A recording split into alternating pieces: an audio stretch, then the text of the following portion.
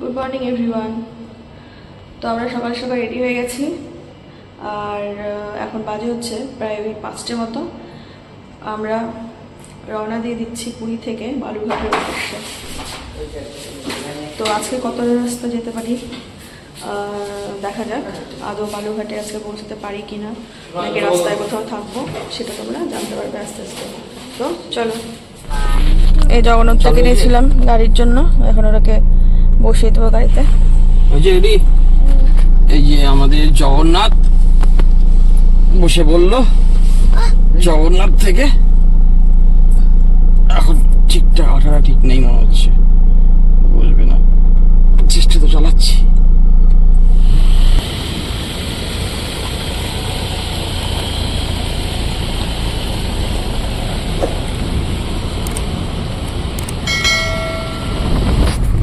বেরিয়ে পড়লাম পুরী থেকে।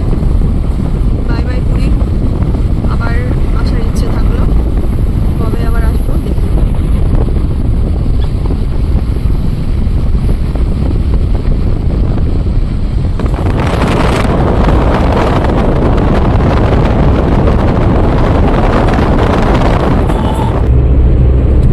কলকাতা 422 কিলোমিটার, বালেশ্বর 176।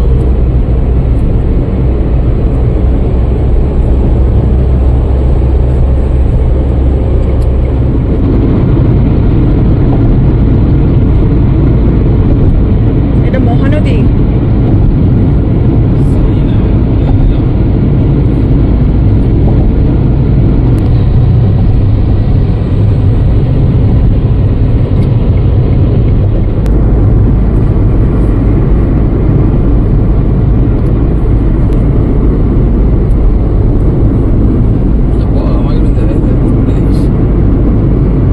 দূরে দেখো পাহাড় দেখা যাচ্ছে, গাছ চলে আসলো তাই অতটা দেখাতে পারছি না। এই দেখো নামলাম NH-এর উপরে একটা, এই যে ফুড ট্রাক দেখে দাঁড়ালাম এখানটায়। খাওয়ার কিছু পাওয়া যায় নাকি দেখি।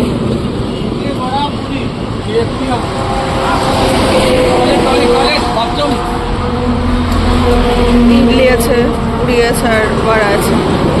তো পুরি সবজি খাবো ভাবছি।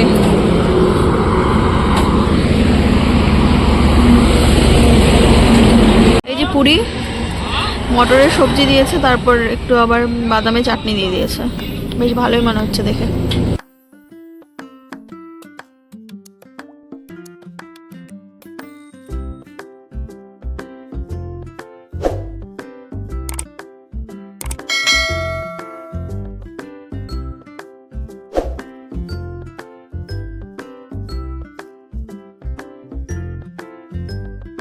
করা হয়ে গেল, আবার রওনা দিয়ে দিলাম আমরা। কি করছো মাহি? জানি ঘুম হলো? ভালোই তো ঘুম হলো মনে হচ্ছে। তাহলে পুরী থেকে চলে যাচ্ছি, যে মন খারাপ হচ্ছে না? বাড়িতে আবার কাল থেকে স্কুল, পরশু থেকে স্কুল শুরু।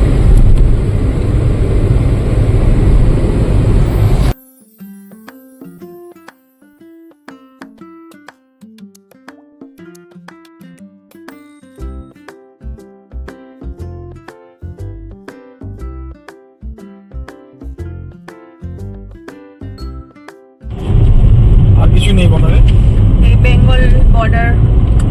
আমরা এখন উড়িষ্যা পার করে বেঙ্গলে ঢুকলাম। এখন এই উড়িষ্যা বর্ডার পার করলাম, আমরা পার করে বেঙ্গলে শিখলাম।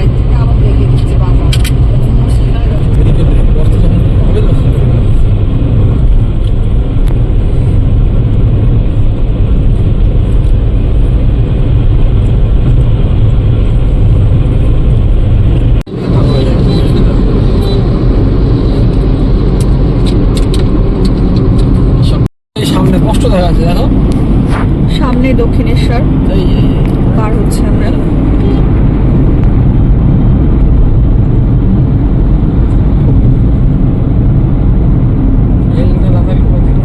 দেখা যাচ্ছে কষ্ট দেখা যাচ্ছে।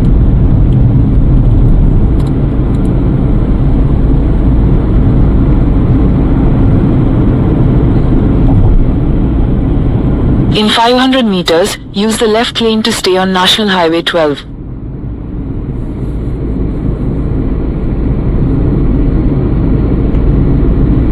লাঞ্চ করার জন্য এক জায়গায় দাঁড়ালাম। এই যে বিরিয়ানি নেওয়া হয়েছে আর মা ওইদিকে মাছ ভাত খাচ্ছে। বেরিয়ে পড়লাম আমরা, দেখি কতটা দূর যেতে পারি। আজকে বালুরঘাট পৌঁছতে পারবো কিনা জানি না। আমি 1000 টাকা দিতে পারি, রাস্তায় কোনো হোটেলে থাকবো, দেখি। অনেক সকাল থেকেই গাড়ি ড্রাইভ করে আসছি, সেই জন্য ডিসিশন নিলাম যে আমরা আজকে মায়াপুরে থাকবো। আসলে কলকাতায় ঢোকার পরে এত জ্যাম ছিল রাস্তায় যে মানে অনেকটাই লেট হয়ে গেছে, সেই জন্য আমরা আজকে রাতে মায়াপুর থাকবো। তো দেখা হচ্ছে মায়াপুরে। আমরা এখন আছি কৃষ্ণনগর যাওয়ার রাস্তায়। এখান থেকে কৃষ্ণনগর 60 কিলোমিটার।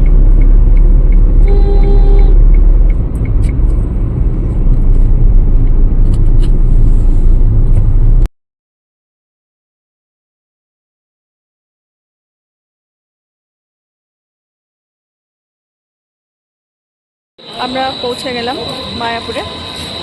এখন বাজে হচ্ছে 6:30 পৌনে 7টা মতো। আমাদের রুম দেবে বলছে 7টার সময়। আমরা যে লজে উঠেছি সেটা হচ্ছে দেখাচ্ছি। আর আমরা যে হোটেলটাতে উঠেছি সেটা হচ্ছে এই যে আশীর্বাদ গেস্ট হাউস। আমাদের রুম দেবে একটু পরে, বলছে 7টার দিকে। আর এই হোটেলটা এই ইস্কন মন্দির থেকে খুব বেশি দূর হবে না, এই কিছুটা দূর এসে তারপরে এই গেস্ট হাউসটা আছে। তো ভিতরে ঢুকি, তারপর তোমাদের রুমটা দেখাবো। একতলার উপরে আমাদের রুমটা, ফার্স্ট ফ্লোরে।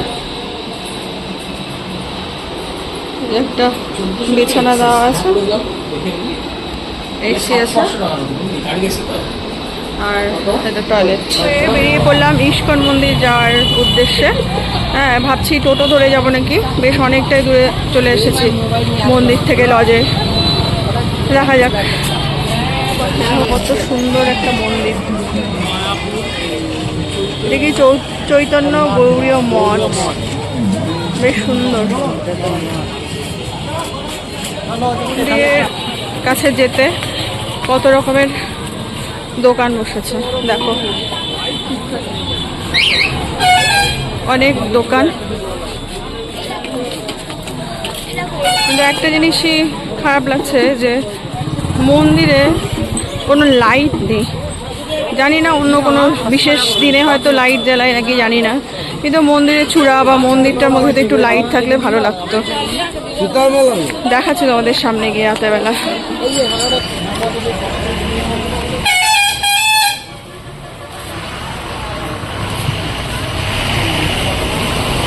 কত সুন্দর সুন্দর দোকান আর কত সুন্দর সুন্দর সব জামা কাপড়। ঠাকুরেরও বিভিন্ন রকমের জিনিস পাওয়া যাচ্ছে, বেশ ভালোই লাগছে দেখতে। এই দেখো মন্দিরটা একদম অন্ধকার, একটু লাইট টাইট দিয়ে সাজালে বেশ ভালো লাগতো।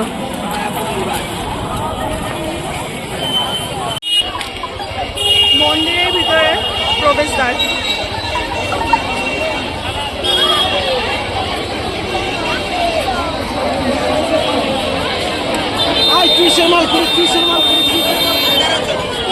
এই যে এটা তৈরি হচ্ছে, এখনো সম্পূর্ণ কমপ্লিট হয়নি এই মন্দিরটা, সেই জন্য হয়তো লাইট জ্বলছে না এটা। ঝর্ণাটাকে দেখো কি সুন্দর লাগছে দেখতে রাতের বেলা। আর পেছনের যে মন্দিরটা, এটা হচ্ছে শ্রীল প্রভুপাদের পুষ্প সমাধি। আমরা এই মন্দিরটার ভিতরে গেছিলাম, এখানে 20 টাকা করে টিকিট নিয়েছিল। খুব সুন্দর মন্দিরটা। ভিডিওটা আজকে এখানে শেষ করছি, দেখা হচ্ছে নেক্সট পার্টে। ততক্ষণের জন্য সবাইকে বাই।